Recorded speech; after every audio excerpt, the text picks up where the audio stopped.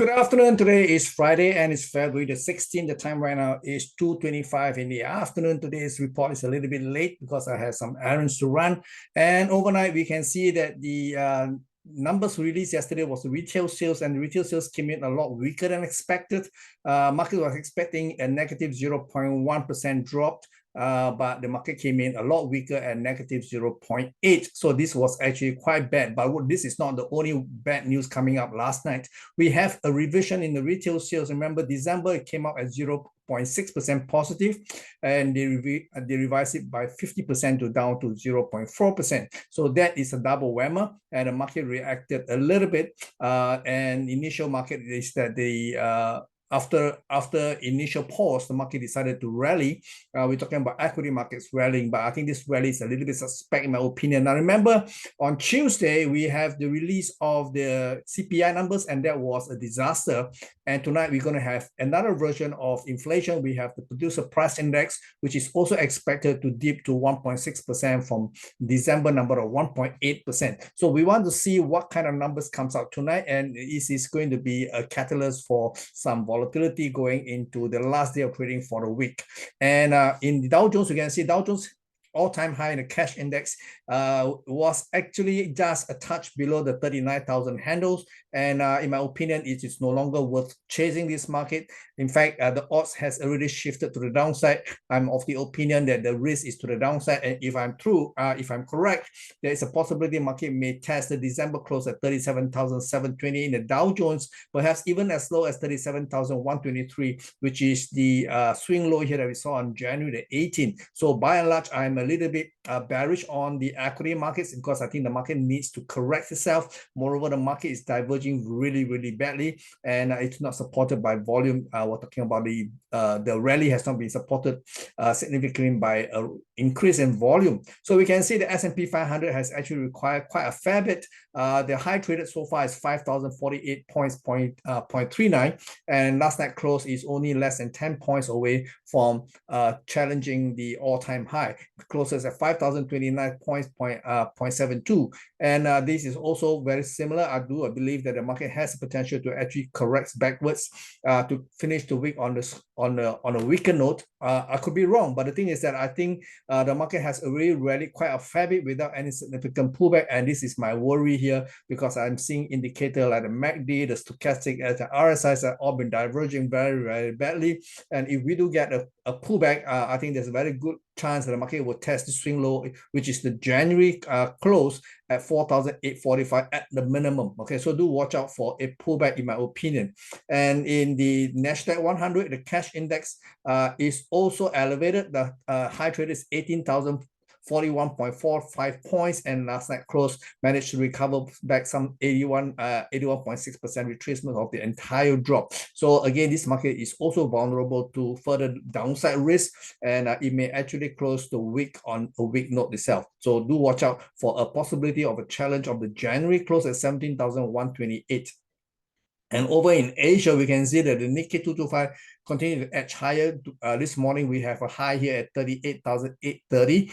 This is the highest we have ever seen in 34 years. And we are not that far away from this all-time high. Will the Nikkei 225 continue to charge even higher after yesterday's release of the Q4 GDP numbers, which technically put Japan into recession for in as many times as we have seen in recent years. So we can see that the numbers do not support equity prices going higher, and moreover, Japan has actually lost its ranking as the third largest economy in the world. That place has been taken by Germany, and Germany itself is also in recession. Yesterday, we also saw the UK officially enter a recession. So we can see in this a recessionary climate, there is really no reason why equity prices should be trading at current price because it simply does not reflect reality. Okay, however, the one that may be actually bullish in my opinion is actually the Chinese equity markets, in particularly the Hang Seng. We can see that the Hang Seng has been under pressure throughout 2023, and it begins the year actually on a weak note, having traded to just below the 15,000 levels at 14,796 in the futures contract trading at Hong Kong Futures Exchange. And this is actually panning out to be a potential three-way, which I have always maintained since day one. And today we see prices continue to rally in Hong Kong, and the rally seems to be picking up pace, currently trading at 16,409 in the futures contract, and the minimum target is a three-wave rally targeting 16,813, and with a possibility it may extend even higher towards the 17,000 levels. Okay. And the dollar itself, you can see dollar did pull back yesterday on the back of the retail sales number, but I think this is setting the stage for further rise, and I think tonight's number will actually be the catalyst for the rally that we saw on Tuesday, which was triggered by the CPI numbers. So like I said, today PPI numbers is another version of the inflation numbers, this time from the producer's perspective, and this may actually be the catalyst for the dollar index to actually to trade beyond 104.88 that we see so far, with an eye at 106. Okay, and that being the case, I am also bearish on the principal currency, principally the euro versus the dollar. I think there's a very good chance market will break below the 107 levels to head towards 106 over time. Sterling is a little bit unknown. Sterling does look to be a bit firmer than euro dollar structure here, and surprisingly, it has a contrarian view, meaning to say that I'm a little bit bullish on sterling relative to all the other currency pairs. We can see that sterling has the potential to maybe even do a three-wave to trade to 127.20 over time. But again, this is in contrast to everything that I see in the other currency pair, because the other currencies does look very vulnerable. Of course, the Aussie dollars has also rallied from the week slow at 0.6443, and is fast approaching a immediate swing high here at 0.6540, and this could be a barrier that will actually cap the rise, further rise in the Aussie dollars unit, and may actually cause the price to unravel to trade below the 0.6440, perhaps even to trade to as low as 0.63. Dollar Canadian remains very bullish in my opinion, although I do hope that the market will pull back a little bit, anywhere near the 134, 12, 15 levels. I think that will be great for the market to rally higher. And I think if market do rally, I think just a simple breach of 135.86 will be enough to fulfill the bare minimum target that I actually expect to see. Okay, the equality move is 136, by the way. Okay. Dollar yen is a little bit of a problem because dollar yen has been relatively stable.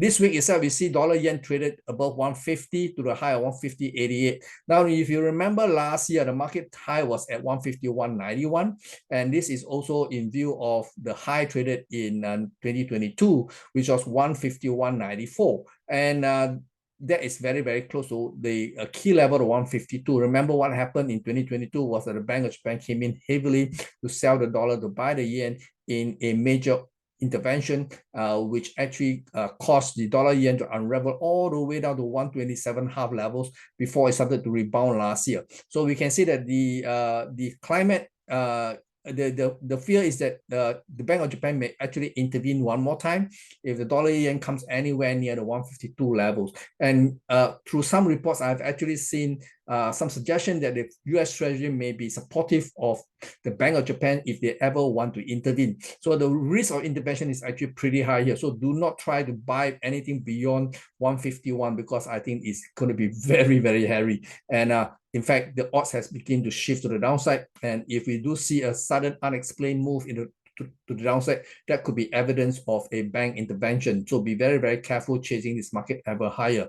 And over in precious metals, we can see precious metal is building up to be possibly a near-term support. The low traded this week is $1,984.30, and this may actually give you a little bit more room to trade back above the 2,000 levels. Currently, it's above 2,000 levels, so we're talking about $2,010, okay? And this is the midpoint of this falling channel within here, the midpoint here. I think that will be an area of interest, and if the markets do give us a reversal signal here, there's a very good chance the market next will take out a $1,984.30 in the next installment. Okay, so I'm a little bit bearish on gold right now. In silver market, the silver seems to be outperforming gold over the this week itself. You can see silver has actually rallied quite a fair bit from a low of $21.91 to the most recent high at $23.04, with the potential that it may actually edge higher in a three-wave equality move to touch the $23.32 high. So if the market gets into this level, watch out for reversal signals. Okay, and over in the oil market, we can see oil has actually benefited yesterday from the for the dollar retracements. So we can see the oil actually bounced back from a low of $75.50 thereabout, and is still maintaining those high levels at $77.54 as we are speaking. The immediate upside is further gains in oil, perhaps even beyond $79.25. And over in Bitcoin, we can see Bitcoin is losing a little bit of a steam right now.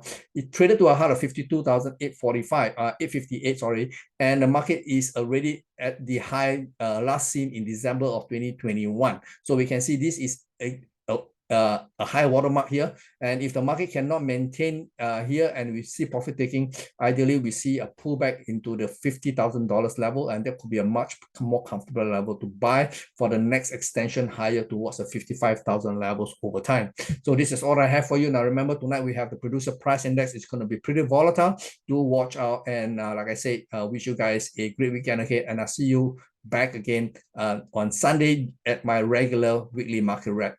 Okay, I'll see you. Bye-bye.